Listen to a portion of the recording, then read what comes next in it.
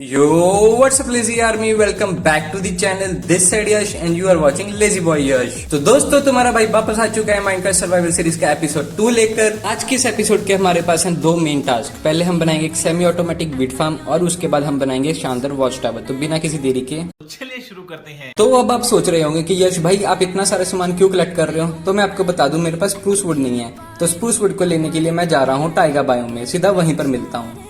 तो गाइस पूरे 2000 block travel करने के बाद फाइनली मैं पहुंच गया टाइगा बायोम में और मुझे यहाँ पर स्प्रूस वुड भी दिख गया। तो मैं इसको जल्दी से कलेक्ट करता हूँ और आपको सीधा मिलूंगा बेस पर।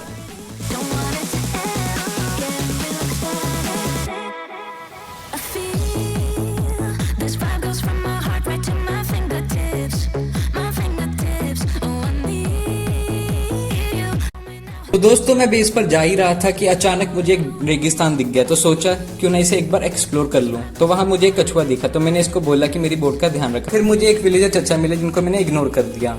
मैं आ जाऊं क्या अपनी पर? तो अब मैंने सभी घरों को एक्सप्लोर किया लेकिन मुझे यहाँ पर कुछ नहीं मिला। तो मैंने अब यहाँ से खाना कलेक्ट करना स्टार्ट कर दिया। सभी क्रॉप्स को कलेक्ट करने के बाद देखो मुझे कौन मिला। मरना तेरे को डर नहीं लगता? नहीं। तो अब आप में से बहुत सारे लोग सोच रहे होंगे कि यार ये आयरन गोलम को मार क्यों रहा है। तो इसके लिए आपको मेरा पिछला वीडियो देखना पड़ेगा। लेकिन इन शॉर्ट मैं आपको बता देता हूँ कि इसने मुझे वहां पर बहुत गंदा मारा था।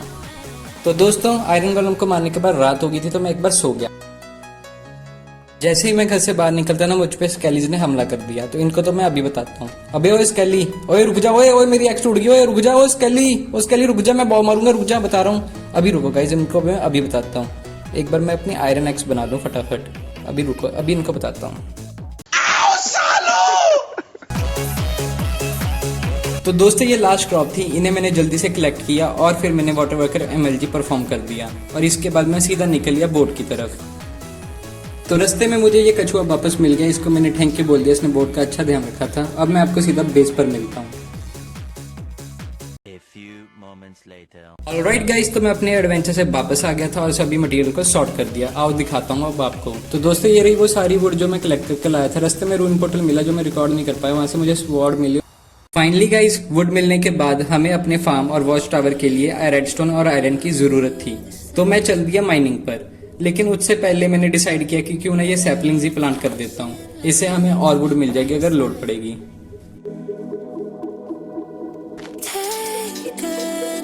हमारा फार्म यहाँ पर बनेगा, ये मैंने डिसाइड कर लिया था पहले ही। चलो माइनिंग पर चलते हैं। तो जैसे ही मैं विलेज में पहुंचा मुझे आयरन गोलम फिर दिख गया और मैंने डिसाइड किया कि मैं इसको भी मारूंगा क्योंकि इसने मुझे लास्ट वीडियो में ना इसी जगह पर मारा था गाइस। तो बदला तो बनता है। ओए आयरन गोलम, ध्यान से सुन ले मेरी बात। मैं तुझे अभी यहाँ पर ना लास्ट टाइम मार रहा हूँ। इसके बाद हम दोनों प्यार से रहेंगे, ना तू मुझे मारेगा ना मैं तुझे मारूंगा, ठीक है ना? होगी ना पक्की बात? चल डन है डील। माँ खराब हो जाएगा, मैं माँ अम्मा बहन पे आ जाऊंगा मैं इनकी। तो दोस्तों अब मैं केव की तरफ जा ही रहा था लेकिन इतने में मुझे ये स्केलिस फिर मिल गई। तो इनकी तो बैंड बजानी पड़ेगी। तीरंदाजी में है, तू पंगा लेगा बेटे। चलो दोस्तों अगर माइनिंग पर कुछ अच्छा मिलता तो मैं दिखाता हूँ, वरना सीधा आपको भाई बेस पर ही मिलूंगा।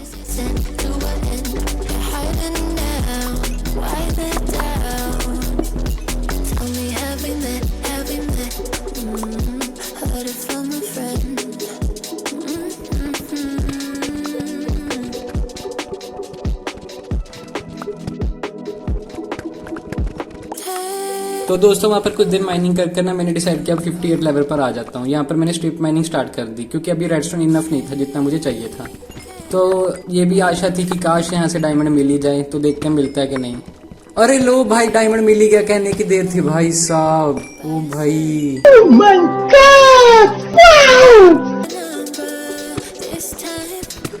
तो दोस्तों यहाँ से सारा डायमंड को माइन करता हूँ और जल्दी से आपको भी बेस पर ही मिलूंगा सीधा।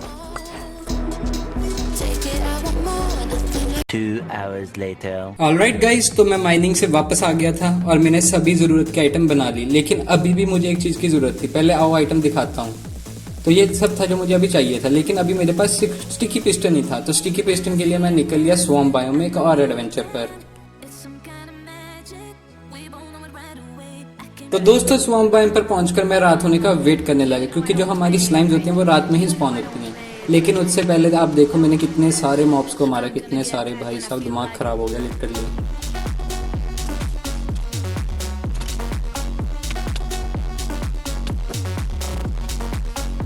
भाई यार क्या किस्मत है भाई, इतने मॉब्स मारने के बाद सिर्फ एक स्लाइम मिला और उसने भी सिर्फ एक ही दिया। मुझे 7 चाहिए भाई स्टिकी पिस्टन बनाने के लिए। अब बहुत मुझे यहाँ पर वेट करना पड़ेगा यार। एक तो पता नहीं भाई क्या अजीब बायोम था, एक भी स्लाइम स्पॉन नहीं हुआ उसके बाद। तो मैंने जल्दी से फूड कुक कर लिया कि एक रात और स्पेंड करनी पड़ेगी, लेकिन उससे पहले एक हादसा हो गया। अब देखो भाई यहाँ पे क्या हो रहा है भाई, यहाँ पे क्या हो रहा भाई, ये कहाँ फंस गया भाई मैं भाई।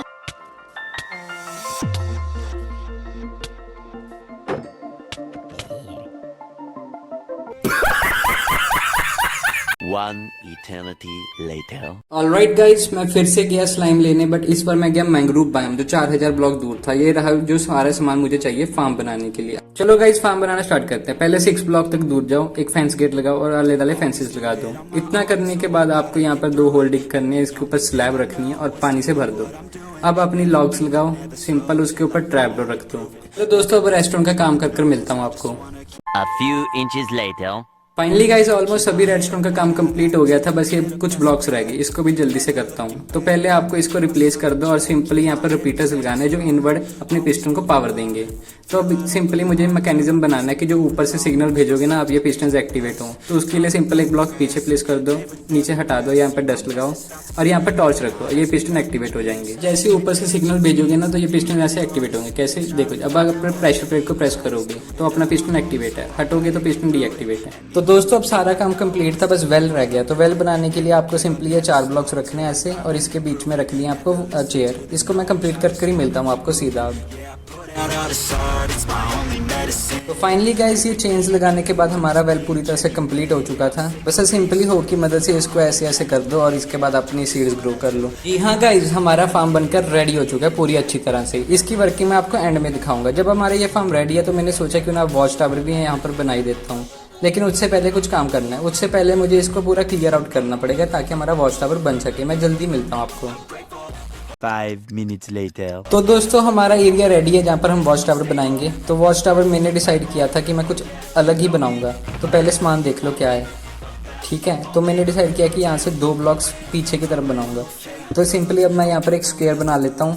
तो मैं जल्दी आपको स्क्वायर बनाकर मिलता हूँ।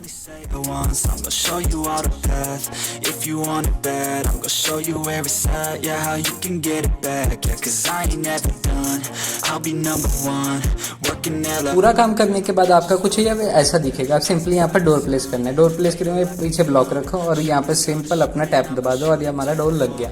बहुत इजी है। इसके बाद हमें पिलर्स खड़े करने जो इसकी फाउंडेशंस होंगे।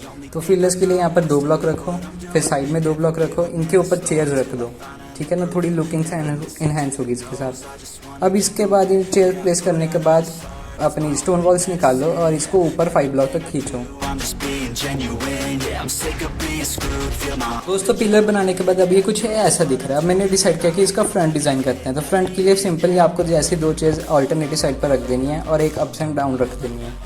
अब इतना करने के बाद ऊपर चलो और ऊपर जाकर सेम टू सेम 2 ब्लॉक्स निकालो, इन चेयर्स के ऊपर रख दो। हाँ ऐसे रख दो ये 2 ब्लॉक्स। अब इसके बीच में एक चेयर लगा दो अपसाइड डाउन, इसके ऊपर एक और लेयर खड़ी करो और इसके ऊपर फिर से 2 ब्लॉक्स रखो। इतना करने के बाद साइड वाइज से अपनी चेयर इनवर्ड होनी चाहिए, ऐसे आउटवर्ड नहीं, इनवर्ड देखना। अभी देखना ये ऐसे इनवर्ड होनी चाहिए, बिल्कुल ऐसे, ठीक है। उसके ऊपर बिल्कुल अपसाइड डाउन चेयर्स रख दो और सिंपली इसको भी ऊपर से भर दो बस स्टोन ब्रिक्स के साथ। ये हमेशा आउटवर्ड लग जाती है यार। हाँ अब इसको बिल्कुल ऊपर से भर दो बस, इजी। तो दोस्तों अभी हमारा फ्रंट कुछ ऐसा दिख रहा था। फ्रंट बनाने के बाद अब बारी थी साइड बनाने की।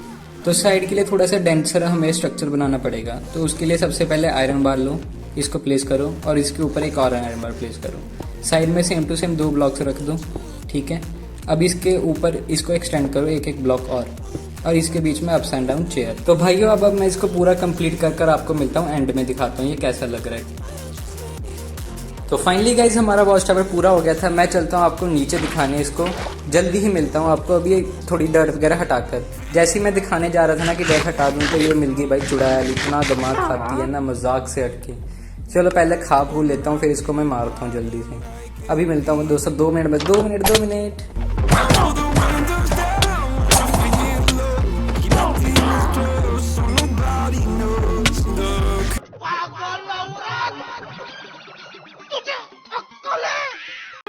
very boring minutes later. क्या तुम रेडी हो देखने को? तो जी लो गाइस आपकी आंखों के सामने। इंटीरियर दिखाने से पहले एक छोटा सा डिस्क्लेमर, ये मैंने फार्म और वॉच टावर खुद नहीं बनाया, इंस्पिरेशन लिया मार्लो यूट्यूबर से। तो आओ चलो अब इंटीरियर दिखाता हूँ। सबसे पहले राइट साइड पर हमारी लैडर्स हैं, इससे ऊपर जा सकते हो। यहाँ पर हमारा चेस्ट है, यहाँ पर हमारे वेपन्स के टूल जाएंगे। अब इसके ऊपर वाला फ्लोर मेरा फेवरेट है क्योंकि यहाँ से हमें व्यू मिलता है बढ़िया। ये देखो फार्म का व्यू अच्छा आ रहा है ना, घर कितना अच्छा दिख रहा है। और ये मेरा फेवरेट व्यू है जो कि ओशन का। अरे मज़ा आ जाता है इसको देखकर। तो एक छोटा सा अपडेट भी है कि मैंने यहाँ पर ना ट्रैप डोर्स की जगह पर स्लैब्स लगा दिए हैं। क्यों? क्योंकि ट्रैप डोर्स से ऊपर से जंप हो रहे थे मॉब्स, तो मेरा फार्म बार बार एक्टिवेट हो जा रहा था। तो अब गाइज आपको मैं वर्किंग दिखाता हूँ। सिंपली आप प्रेशर प्लेट पर दबाओगे ना जब, तो वाटर फ्लो आउट करेगा, तो सारी क्रॉप्स हट जाएंगी और फिर से इसको कलेक्ट करके सो कर देना। जी हाँ गाइज, ये था मेरा माइनक्राफ्ट सर्वाइवल सीरीज का एपिसोड नंबर 2। अगर आपको ये अच्छा लगा हो तो यूट्यूब की परंपरा को जरूर पूरी कर देना। मैं मिलता हूँ आपको ऐसी एक तड़कती भड़कती वीडियो में। Till then thanks for watching.